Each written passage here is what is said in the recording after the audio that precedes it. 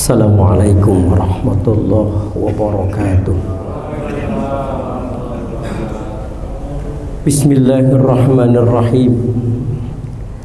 Alhamdulillahilladzi arsala rasulahu bil huda wa dinil haq liyuzhirahu 'alad dini kullihi wa kafa billahi shahida.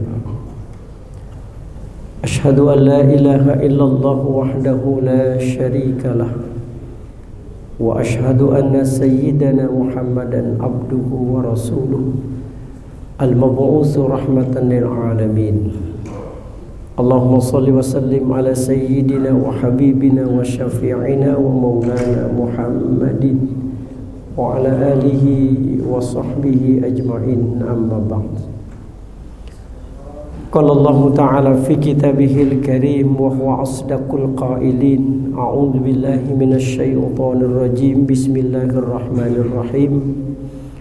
Subhanallazi asra bi 'abdihi lailan minal masjidil harami ilal masjidil aqsa alladzi barakna haulahu linuriyahu min ayatina innahu huwas samiul basir. Al-ayah, sadaqallahul azim. Hadirin ma'asyiral muslimin wal muslimat, jamaah salat zuhur Masjid Al-Akhyar, wabil khusus akhinal mahbub al-Ustaz Hendro, matanallah bituli hayatihi wa nafa'a bi ulumihi. Hadirin yang dimuliakan Allah Subhanahu wa taala. Ada hadis dari Rasulullah sallallahu alaihi wa alihi wasallam. Walaupun hadis ini dikategorikan hadis dhaif, tetapi karena yang meriwayatkan hadis ini cukup banyak, maka derajat hadis ini sudah tidak dikatakan dhaif lagi. Karena menurut Muhammad Ali Al-Qari, ketika satu hadis walaupun derajatnya dhaif, tapi ketika diriwayatkan oleh banyak perawi, maka derajat hadis ini sudah tidak dhaif lagi. Begitu juga dalam perspektif mustalahul hadis. Jadi ketika satu hadis diriwayatkan oleh banyak perawi, maka derajat kedhaifannya sudah tidak lagi menjadi dhaif. Apa yang beliau sampaikan dalam hadisnya? Rasulullah sallallahu alaihi wasallam katakan, inna syahra Rajab syahrullah wa syahra Sya'ban syahri wa syahra Ramadan syahru ummati. Jadi kata Nabi, sesungguhnya bulan Rajab itu bulannya Allah, dan bulan Sya'ban itu bulannya aku, kata Nabi, dan bulan Ramadan adalah bulan umatku. Jadi masing-masing 3 bulan ini punya keistimewaan tersendiri. Makanya Rasulullah kerap kali setiap berdoa memasuki bulan Rajab, beliau berdoa, Allahumma barik lana fi Rajab wa Sya'ban wa ballighna Ramadan. Ya Allah, berikan keberkahan kepada kami di bulan Rajab, di bulan Sya'ban, dan sampaikan kami pada bulan Ramadan. Nah, kata Rasulullah, inna syahra Rajab syahrullah. Sungguhnya bulan Rajab ini adalah bulannya Allah. Oleh karena itulah, karena di bulan Rajab ini adalah bulannya Allah, maka di bulan ini Allah secara khusus mengundang hambanya yang terpilih untuk menjadi tamu agung Allah Subhanahu wa ta'ala. Itulah yang kemudian terkenal dengan peristiwa Isra dan Mi'rajnya Nabi besar Muhammad sallallahu alaihi wasallam. Sebuah peristiwa dahsyat yang terjadi dalam perjalanan hidup Rasulullah sallallahu alaihi wasallam. Sampai dahsyatnya Allah sendiri secara khusus menjelaskannya itu di dalam Al-Qur'an surah Al-Isra. Allah memulainya dengan ungkapan subhana. Itu dalam perspektif bahasa, ketika Allah menggunakan kata subhana ketika menceritakan sebuah peristiwa, maka sesungguhnya peristiwa ini adalah peristiwa yang sangat dahsyat, peristiwa yang sangat ajib. Makanya Allah gunakan subhana, maha suci Allah. Ada apa ketika Allah menggunakan subhana? Para ulama-ulama tafsir menjelaskan bahwa ketika Allah menggunakan kata subhana untuk menceritakan peristiwa Isra dan Mi'raj, sebenarnya Allah ingin menjelaskan bahwa apa yang Allah ceritakan nanti adalah sesuatu yang tidak mungkin bisa dilogikakan dengan logika intelektualitas kita. Akal kita buntu. Jadi Allah mengingatkan kepada kita bahwa peristiwa yang Allah akan ceritakan di dalam ayat ini adalah peristiwa maha dahsyat. Saking dahsyatnya akal kita nggak akan nyampe. Karena ini bukan ranah akal lagi. Ini ranahnya ranah iman. Makanya kenapa Allah kemudian kita diberikan hidayah oleh Allah itu ada 4 potensi hidayah. Supaya kita betul-betul memfungsikan hidayah itu. Ada hidayatul wijdan, ada hidayatul hawas, ada hidayatul aql, dan puncaknya adalah hidayatul din yang kita kenal dengan iman. Jadi Allah menjelaskan bahwa peristiwa yang Allah akan ceritakan dalam ayat ini adalah peristiwa yang tidak akan mungkin bisa dilogikakan dengan logika intelektualitas kita manusia. Makanya banyak ayat-ayat di dalam Al-Quran ketika Allah menyebutkan kata subhana berarti sesuatu ini maha dahsyat, ajib. Bagaimana ketika malaikat juga mengungkapkan subhanaka la ilma lana illa ma 'allamtana innaka antal alimul hakim. Ketika Allah memperkenalkan Adam alaihissalam dengan ilmu yang malaikat sendiri menyadarkan dirinya bahwa dia tidak memiliki apa yang dimiliki Adam alaihissalam. Jadi Allah katakan subhana, maha suci. Allah allazi asra, yang memperjalankan. Jadi ada orang-orang yang masih meragukan peristiwa Isra dan Mi'rajnya Nabi Muhammad SAW sebenarnya terbantah sudah dengan ayat ini. Ketika Allah menggunakan kata Asra di sini juga sudah memberikan jawaban terhadap orang-orang yang selama ini menyaksikan peristiwa Isra dan Mi'raj. Kembali lagi kita melihat dari sisi bahasa. Allah menggunakan di dalam ayat ini kata-kata Asra. Asra itu dalam perspektif bahasa Arab itu binanya bina muta'addi, bukan bina lazim. Artinya bina muta'addi itu adalah sesuatu yang membutuhkan objek. Berbeda dengan bina lazim, cukup predikat dengan subjek. Tapi bina muta'addi adalah sesuatu yang membutuhkan objek, dan objeknya adalah Nabi Muhammad. Allah itu subjek, predikat itu yang memperjalankan, objeknya adalah Nabi Muhammad. Karena Nabi Muhammad adalah objek, berarti Nabi Muhammad itu tidak punya kemampuan apa-apa dalam hal ini. Yang punya kemampuan itu adalah Allah. Allah yang melakukan, bukan Nabi Muhammad yang melakukan. Allah yang melakukan dan Allah yang memperjalankan. Makanya karena Allah yang memperjalankan, sesuatu yang gak mungkin menjadi mungkin bagi Allah. Maka dalam hal ini yang kita pakai logika, jangan pernah berpakai di logika manusia. Karena memang gak sampai. Yang kita harus pakai adalah logika kemahabesaraan Allah, karena Allah yang memperjalankan Rasulullah sallallahu alaihi wasallam.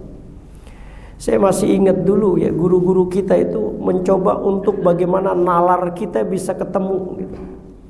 Untuk memahami peristiwa ini dipakai logika semut. Bagaimana para ulama itu memberikan contoh-contoh semut gitu. Semut itu kalau dia melakukan perjalanan Jakarta-Bandung, itu kira-kira berapa waktu dibutuhkan semut untuk bisa sampai ke Bandung?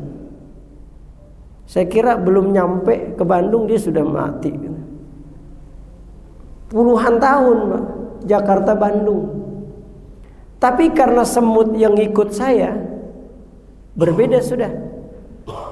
Jadi semut saya ajak dia ke Bandung, sempat mampir ke Gedung Sate, mampir juga ke Lembang, mampir juga ke warung daun.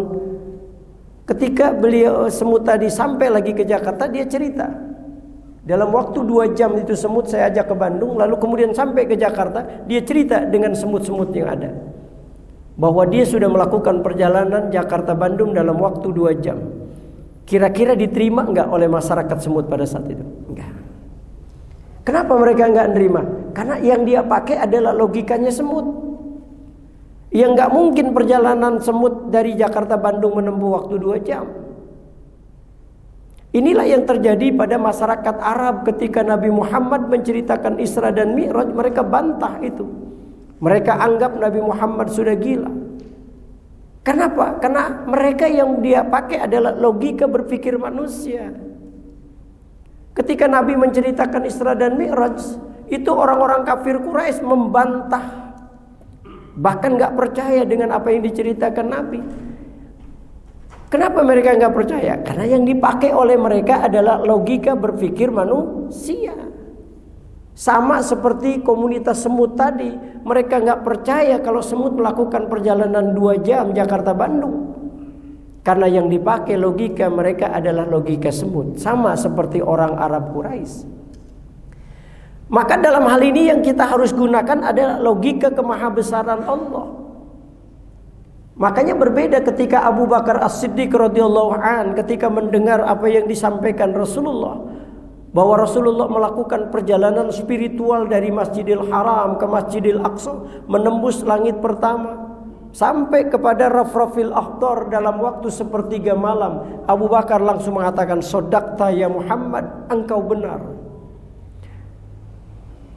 Kenapa Abu Bakar membenarkan? Karena yang dipakai Abu Bakar bukan logika manusia, tapi logika kemahabesaran Allah yang disebut dengan iman. Maka ketika Allah menyebut kata asra, maka di sini yang harus betul-betul berperan adalah iman kita.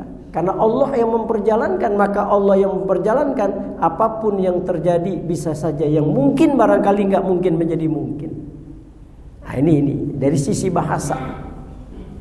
Jadi subhanallazi asra, maha suci Allah yang telah memperjalankan bi abdihi, hambanya.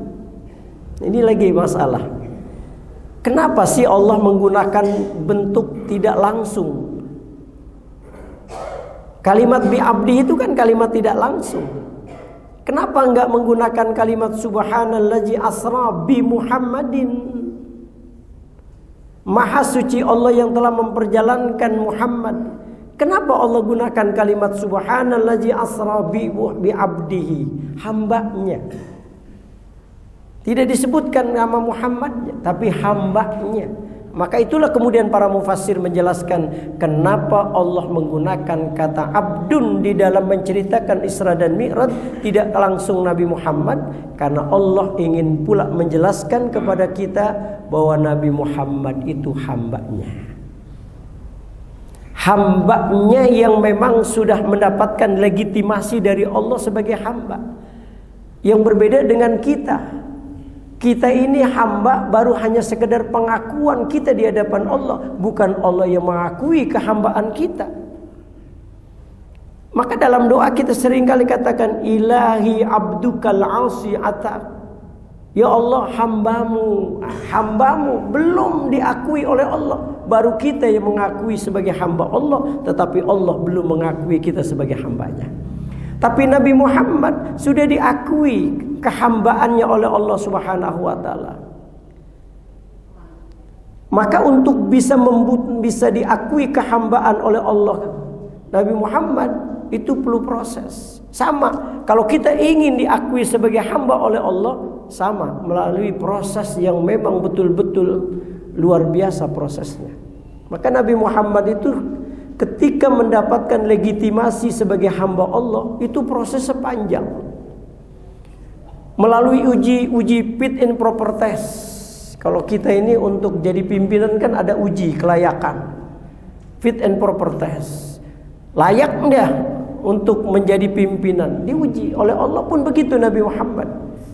Maka dalam sejarah kita banyak baca-baca bagaimana Rasulullah diuji oleh Allah sehingga kemudian mendapatkan penghargaan dari Allah sebagai hamba. Yang pertama, selama 13 tahun Rasulullah itu diuji oleh Allah. Bagaimana dakwahnya Rasulullah sallallahu alaihi wasallam di Mekah. Perjuangan begitu luar biasa. Ketika Rasulullah dakwah bukan sambutan tapi sambitan. Dakwah ke Taif. Bagaimana orang-orang Taif melemparkan Nabi dengan batu sehingga pincang kaki Rasulullah sallallahu alaihi wasallam. Sampai jangankan manusia, malaikat sekalipun tidak kuat melihat bagaimana perlakuan orang Taif kepada Rasulullah sallallahu alaihi wasallam. Sampai yang namanya malaikat Jibal itu menawarkan diri kepada Nabi Muhammad untuk membalikan kota Taif itu. Karena apa? Karena perlakuan orang-orang Taif kepada Nabi Muhammad sallallahu alaihi wasallam. Diuji Rasulullah, dikejar-kejar orang kafir Quraisy, mau dibunuh, diembargo secara ekonomi. Rasul nggak boleh ngejual makanan juga. Orang kafir Quraisy nggak boleh juga menjual makanan. Sampai banyak yang tumbang sahabat-sahabat Rasulullah karena kelaparan. Berat benar ujian dan cobaan yang diberikan Allah kepada Nabi Muhammad. Tapi itu memang sengaja Allah berikan untuk menjadikan Nabi Muhammad menjadi hambanya yang terbaik. Makanya di dalam hadis katakan inna asyaddal bala al-anbiya. Sesungguhnya sedahsyat-dahsyat ujian itu kata Nabi itu para nabi. Maka kita lihat sejarah, ada nabi yang dikejar-kejar lalu dibunuh. Ada nabi yang dilempar dengan kotoran onta, ada nabi yang dilempar dengan kerikil tajam. Berat ujian dan cobaan mereka para nabi. Summal aulia, kemudian para wali-wali Allah. Baru summal ulama, para ulama. Kita ini belum seberapa sebenarnya ketika kalau kita lihat ujian yang diberikan Allah kepada mereka-mereka. Sampai pada puncaknya Rasulullah diuji itu ketika wafat kedua orang yang dicintai oleh Rasulullah sallallahu alaihi wasallam. Rasulullah itu diuji yang paling berat dalam kehidupan Rasul itu ketika Abu Thalib meninggal dengan istrinya Siti Khadijah. Sampai digambarkan itu mereka berdua itu ibarat pohon yang rindang. Tempat Rasulullah berteduh dari terik matahari. Jadi ketika mereka tumbang sudah tidak lagi tempat Nabi berteduh. Abu Thalib selama ini yang menopang dakwah Rasulullah sallallahu alaihi wasallam, sampai Abu Thalib pernah mengatakan kalau seandainya kalian orang-orang kafir Quraisy mau melumpuhkan dakwah kemenakanku Muhammad, langkain dulu mayat pamannya Abu Thalib. Sehingga pada saat itu orang-orang kafir Quraisy berpikir dua kali untuk menjegal dakwah Nabi Muhammad karena ada pamannya. Begitu juga Khadijah, istri yang selama ini betul-betul mencintai Rasulullah, menyayangi Rasulullah, bukan hanya dirinya, seluruh hartanya habis untuk perjuangan Rasulullah sallallahu alaihi wasallam, dan Khadijah juga yang melahirkan anak keturunan Rasulullah sampai sekarang. Makanya kalau Rasulullah membayangkan Siti Khadijah, siapapun pasti cemburu di antara istri Nabi. Kenapa? Karena Khadijah itu digambarkan nama Nabi, teman tertawa dikala suka, teman menangis dikala duka. Kalau Bapak baca tentang bagaimana Rasulullah itu percintaannya dengan Khadijah, cemburulah kita. Karena memang tidak ada yang paling indah dirasakan Rasulullah itu kecuali dengan Khadijah. Kadang Rasulullah sallallahu alaihi wasallam manja, dia tidurlah di pahanya Siti Khadijah. Sampai Khadijah pun mengatakan sambil mengusap-ngusap rambut Rasulullah, dia katakan ya ruhi wa qalbi, wahai jantung hatiku. Itu yang membuat Rasulullah sallallahu alaihi wasallam kemudian merasa kehilangan sosok Siti Khadijah, sampai saking Rasulullah pada saat itu merasakan luar biasa kesedihan. Maka kemudian dalam sejarah tahun di mana Rasulullah ditinggalkan wafat kedua orang yang dicintainya sampai disebut dengan Amul Huzn, tahun kesedihan Rasulullah sallallahu alaihi wasallam.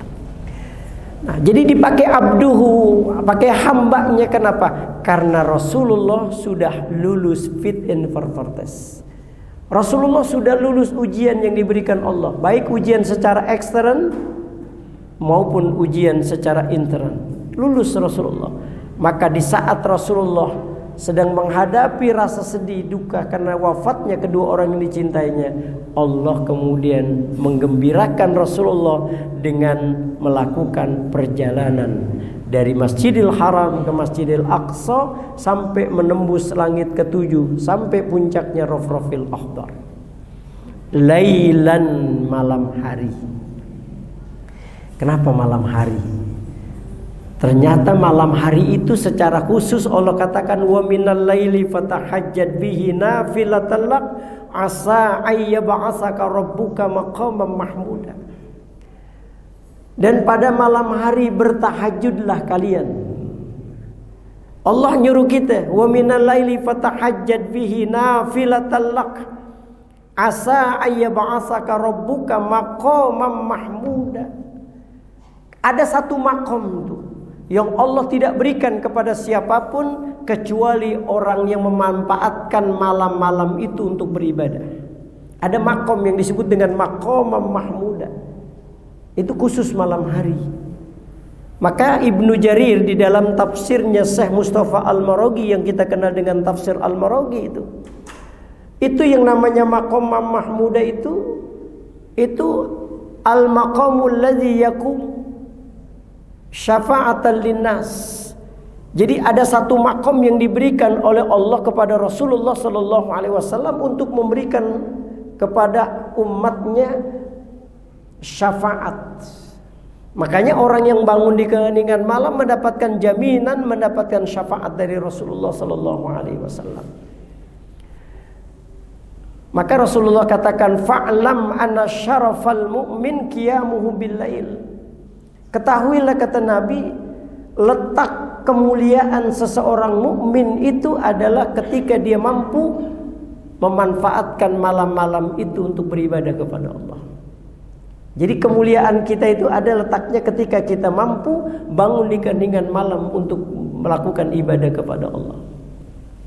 Makanya kata Syekh Hasan Bisri, kemuliaan itu terpancar dari wajah. Syekh Hasan Bisri mengatakan orang yang gemar tahajud di keheningan malam itu kemuliaannya itu terpancar dari wajahnya. Maka orang yang kalau sering tahajud di keheningan malam kelihatan wajahnya itu betul-betul mencerminkan wajah orang-orang yang saleh. Makanya Nabi mengatakan dalam sebuah hadis, khiyaru ummati man zakarakum billahi ru'yatuhu. Tanda-tanda kemuliaan umatnya Rasulullah itu adalah man zakarakum billahi ru'yatuhu, manakala kita memandang wajahnya sudah mengingatkan kita kepada Allah Subhanahu wa taala. Nah, itu malam keistimewaan luar biasa. Nah, jadi peristiwa itu dilakukan Rasulullah itu pada malam hari dari Masjidil Haram ke Masjidil Aqsa sampai kemudian menembus Sidratul Muntaha. Di situ malaikat Jibril hanya mengantarkan pada langit ketujuh. Malaikat Jibril tidak mau sampai ke sidrat, sampai kepada Rafrafil Akhdar dengan alasan bahwa malaikat Jibril tidak akan sanggup menembus alam itu. Karena itu alam lahud, alam ketuhanan. Maka Nabi Muhammad itu manusia yang sudah menembus beberapa alam. Bahkan Nabi Muhammad itu sudah menembus 7 dimensi kehidupan manusia. Makanya Nabi Muhammad tahu akan kematian dirinya dan tahu akan kematian orang lain. Karena Nabi Muhammad manusia yang dimuliakan oleh Allah Subhanahu wa taala. Abdullah bin Umar itu banyak menceritakan dalam hadis kenapa malaikat Jibril alaihi salam tidak menembus Rafrafil Akhdar, karena ternyata malaikat Jibril alaihi salam ada masalah dengan Allah. Jadi ada dosa dia kepada Allah. Maka di dalam surah Al-Baqarah itu dijelaskan ketika Allah katakan wa idz qala rabbuka lil malaikati inni ja'ilun fil ardi khalifah. Kata Allah ketika aku mau menciptakan khalifah di muka bumi ini, Allah ceritakan itu tanggapan-tanggapan malaikat itu macam-macam. Qalu ataj'alu fiha may yufsidu fiha wa yasfikud dima. Akankah kau menciptakan makhluk yang akan menumpahkan darah dan membuat kerusakan di muka bumi ini lagi, ya Allah? Itu malaikat. Dia protes ketika Allah ingin menunjukkan ada makhluk yang akan menjadi khalifah di muka bumi ini. Malaikat katakan, akankah kau menciptakan makhluk yang akan merusak lagi di permukaan bumi? Karena memang sebelum kita ada makhluk yang disebut dengan Banul Jan. Lalu kemudian apa malaikat bilang? Nahnu nusabbihu bihamdika wa nuqaddisu lak. Cukup kami yang akan memuji dan mensucikan engkau ya Allah. Disitulah Allah kemudian marah. Inni a'lamu ma la ta'lamun. Aku lebih tahu dari kalian. Maka ungkapan kesalahan itulah kemudian direfleksikan dengan bertasbihnya malaikat. Jadi kalau dibuat garis lurus Pak, dari masjid, dari Ka'bah garis lurus, di langit ketujuh itu ada yang namanya Baitul Ma'mur, tempat tawafnya malaikat dengan membaca subhanallah walhamdulillah wala ilaha illallah wallahu akbar sebagai bentuk pengungkapan kesalahan malaikat atas apa yang pernah dia lakukan ketika Allah mau menciptakan Adam. Dia proses dengan ungkapan qalu ataj'alu fiha may yufsidu fiha wa yasfiku dima. Malaikat enggak bisa masuk. Rasulullah sallallahu alaihi wasallam lalu kemudian bertemu dengan Allah yang kita diabadikan dalam hadis at-tahiyatul mubarakatus salawatut thayyibatu lillah. Assalamu alayka ayyuhan nabiy wa rahmatullahi wa barakatuh. Perjumpaan Allah dengan Rasulullah sallallahu alaihi wasallam. Dan kemudian ada hasil yang Rasulullah dapatkan, yaitu salat 5 waktu. Saya enggak cerita bagaimana prosesnya itu, tapi hikmah dari perjalanan itu yang kita dapat adalah betapa Allah memberikan kemuliaan kepada Nabi, kepada umatnya dengan melaksanakan sholat. Maka Allah pastikan ketika hambanya mau melaksanakan sholat dengan baik, aqimis sholat inna sholata tanha 'anil fahsya'i wal munkar. Sholat itu Allah berikan jaminan ketika kita mampu laksanakan dengan baik, maka tercegah kita dari perbuatan keji dan munkar. Maka ketika ada sesuatu yang salah di dalam diri kita, kita sholat tapi masih kita berbuat dosa, kita sholat kita masih saja berbuat aniaya, berarti menunjukkan bahwa sholat kita masih perlu dipertanyakan. Coba ada di zaman Nabi itu, Nabi pernah menyuruh sahabat mengulang-ulang sholatnya sampai 3 kali. Ketika Nabi datang ke masjid, ada sahabat sholat, lalu dia ngucapin salam setelah sholat kepada Nabi. Nabi bilang, ulangi lagi sholatmu. Dia sholat lagi, kemudian dia datang lagi, salam lagi. Kata Nabi, ulangilah sholat kamu. Akhirnya sampai 3 kali sahabat itu jadi bingung. Bagaimana sholat saya bisa sempurna itu? Sampai Nabi mengulang 3 kali itu sholatnya. Jadi ada orang-orang yang sholat, tapi alladzina yusholluna wa la yusholluna, pada dasarnya dia tidak sholat. Itulah yang kemudian akhirnya dia sholat, tapi kemudian banyak dia melakukan kemaksiatan. Dia sholat, dia masih banyak berbuat dosa. Karena sholatnya tidak betul-betul dilaksanakan dengan sebaik-baiknya seperti yang diajarkan Allah. Maka orang yang sholatnya benar, maka sesungguhnya dia juga sama melakukan mi'raj, seperti halnya Rasulullah melakukan perjalanan mi'raj. Maka kata Nabi, as-sholatu mi'rajul mu'min. Sholat itu mi'rajnya orang yang beriman kepada Allah. Karena kita pada saat kita sholat itu betul-betul ya, kita meninggalkan dunia ini yang fana, kita meninggalkan Jakarta, kita meninggalkan tanah air kita sedang menuju Allah Subhanahu wa taala. Makanya kata Nabi, ketika kita mampu menjadikan sholat kita benar-benar, maka dari mulai kita berwudu. Dari mulai kita berwudu. Makanya kata Nabi, man tawaddu'a fa ahsanal wudu. Siapa yang berwudu lalu dia sempurnakan wudunya.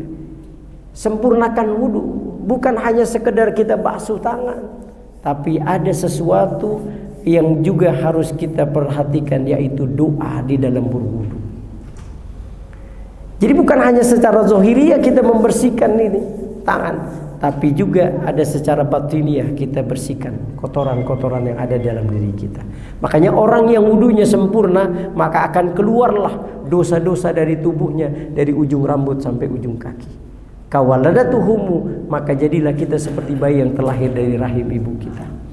Maka pantas ketika kita sholat tanpa ada dosa lagi, maka hubungan kita dengan Allah akan terasa nikmat.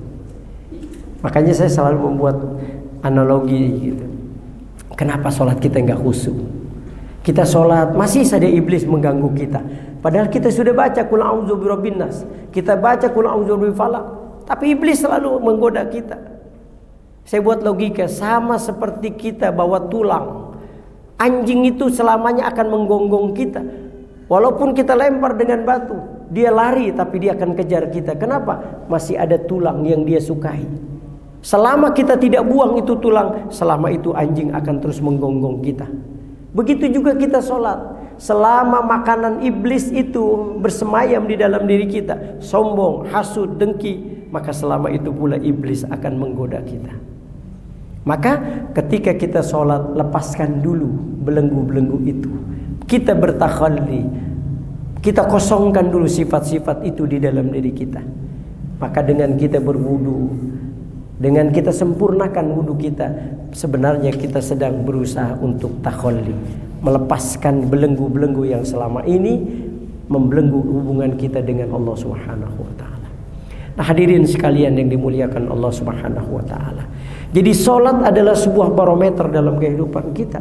Makanya salat ini amalan yang paling unik. Amalan di mana Allah sendiri yang memanggil Nabi Muhammad, bukan Jibril yang menghantarkan perintah itu. Berbeda dengan puasa. Puasa malaikat Jibril membawa wahyu disampaikan ke Nabi. Begitu juga haji, malaikat Jibril menyampaikan wahyu dari Allah kepada Nabi. Begitu juga zakat. Banyak kita temukan ayat-ayat Al-Quran, khudz min amwalihim shadaqatan tutahhiruhum wa tuzakkihim biha. Malaikat Jibril yang nganterin tuh wahyu kepada Nabi Muhammad. Tapi untuk sholat, Allah suruh malaikat Jibril memanggil Nabi Muhammad, menghantarkannya untuk menuju Allah Subhanahu wa taala. Maka sholat itu termasuk amalan istimewa, karena memang Allah sendiri yang memberikan langsung kepada Nabi Muhammad. Makanya jangan main-main. Nabi mengancam itu, man tahawana anis sholat, siapa yang suka meremehkan sholat, meremehkan sholat, menganggap enteng sholat, aqabahullahu bi khamsati asyarata ukubatan, maka Allah akan menyiksa dia dengan 15 siksaan. Sitatun fi dunia, 6 siksaan langsung diberikan oleh Allah di dunia. Wasalasatun 'indal maut, 3 nanti pada saat menjelang kematiannya. Wasalasatun 'indal qabri, nanti 3 pada hari di mana dia ada di alam kubur. Dan wasalasatun yaumal qiyamah, 3 lagi nanti pada hari kiamat. Yang suka meremehkan, nanti tar. Hati-hati dengan itu. Itu siksaan Allah berikan langsung, sitatun fid dunya. 6 langsung diberikan oleh Allah di dunia. Gimana? Yunzaul barakah fi umrihi. Allah cabut tuh keberkahan umurnya tuh kalau orang yang suka ngeremehin sholat. Maka ada orang yang dia panjang umurnya tapi gak panjang kebaikan. Umurnya tambah tapi gak tambah kebaikan. Itu yang kata Nabi, man kana yaumu syarran min amsihi fahuwa mal'un. Orang yang hari ini lebih buruk hidupnya dari hari-hari yang telah dilaluinya, maka dia dilaknat oleh Allah Subhanahu wa taala. Karena dicabut keberkahannya oleh Allah umurnya. Kemudian dicabut lagi oleh Allah apanya? Wajah kesolehannya. Yang tadi kata Syekh Hasan Bisri, orang yang gemar sholat tercermin dari wajahnya itu bersinar. Pada saat dia meremehkan sholat, dicabut wajahnya itu oleh Allah. Belum lagi amalannya gak akan diangkat oleh Allah, gak akan diterima oleh Allah. Doanya gak diangkat lagi oleh Allah. Dia berdoa, walaupun dia menangis dalam berdoa, selama dia meremehkan sholat, Allah tidak angkat dia punya doa. La yurfa' ila sama, tidak diangkat doanya ke langit oleh Allah. Yang selanjutnya dia nggak dapat kebagian doanya orang yang beriman kepada Allah. Ketika ada saudara-saudara kita yang berdoa, Allahumma ftah lana abwabal khair, sebenarnya kita dapat kebaikan itu. Ketika saudara kita, ya Allah berikan keberkahan buat kami, kita dapat keberkahan itu karena doa dia. Tapi ketika kita meremehkan sholat, enggak diberikan. Laisa hadzun min du'ail mu'minin, enggak kebagian kita dari doanya orang-orang yang beriman. Nah, kata Nabi, yang selanjutnya kita enggak disukai sama orang banyak. Orang kalau sudah meninggalkan perintah Allah, orang pun tidak akan simpati dengan kita. Jangankan Allah, kita sendiri sesama kita pasti nggak akan simpatik bagi orang-orang yang suka meninggalkan perintah-perintah Allah Subhanahu wa taala. Dan banyak lagi kalau kita mau cerita, cuman karena waktu Ya, nah itulah hadirin sekalian. Bagaimana peristiwa Isra dan Mi'raj adalah sebuah peristiwa maha dahsyat yang dialami oleh hamba Allah bernama Muhammad. Sampai begitu dahsyatnya perjalanan ini, sampai Allah pun menceritakannya di dalam Al-Quran. Dan Allah batasi bahwa ini hanya bisa dilogikakan dengan logika pembahasan kebesaran Allah, dan tidak bisa dilogikakan dengan logika berpikir manusia. Sebab kalau kita pikir dengan manusia, kira-kira itu kecepatan buruk itu berapa? Kalbarkil khatib, itu kecepatan cahaya. Loh, kita sekarang naik kendaraan saja 200 km per jam tanpa ada kaca. Kira-kira Pak Hendro naik motor kecepatan 150, saya kira nggak sanggup beliau. Pasti ininya Rasulullah dengan kendaraan buruk itu kalbarkil khatib. Bagaimana mungkin secara logika itu bisa? Ya, makanya Allah bilang, sudah, ini jangan kalian pikirkan dengan logika, karena yang berperan ini adalah iman kita di hadapan Allah. Ya, mudah-mudahan apa yang saya sampaikan menjadi renungan buat kita semua, bahwa hidup ini tidak hanya bicara logika, tapi juga bicara iman. Agama tidak hanya dilogikakan, tetapi ada juga ranahnya ranah iman. Maka Allah menciptakan sesuatu dalam hidup ini tidak hanya sesuatu yang bisa dinalar oleh akal, tetapi ada juga yang tidak bisa dinalar oleh akal. Kelahiran Nabi Isa alaihissalam secara teori ilmu kedokteran gak akan mampu. Kenapa? Karena ini proses Rabbaniyah, Allah yang punya kehendak. Nabi Ibrahim gak bisa terbakar, gak bisa dilogikakan, karena ini ranah iman. Nabi Adam lahir gak ada bapak ibunya, ini pun gak bisa dilogikakan, karena ini ranah iman kita kepada Allah Subhanahu wa ta'ala. Saya kira itu barangkali yang bisa sampaikan. Mudah-mudahan ada hikmahnya buat kita semua. Dan insyaAllah hari ini kita sudah memasuki bulan Sya'ban, bulan di mana Rasulullah katakan syahra Sya'ban syahri, bulan Sya'ban itu bulan aku. Kenapa bulan aku? Karena Nabi itu tidak pernah beliau berpuasa 2 bulan berturut-turut, kecuali bulan Sya'ban dengan bulan Ramadan. Ya, mudah-mudahan Allah berikan kita taufik dan hidayah agar kita mampu menjadi hamba Allah yang terbaik dengan menjalankan segala perintah-perintah Allah dan menjauhi segala larangannya. Terima kasih. Mohon maaf lahir batin.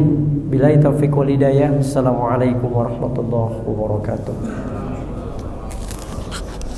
Akan kelamaan.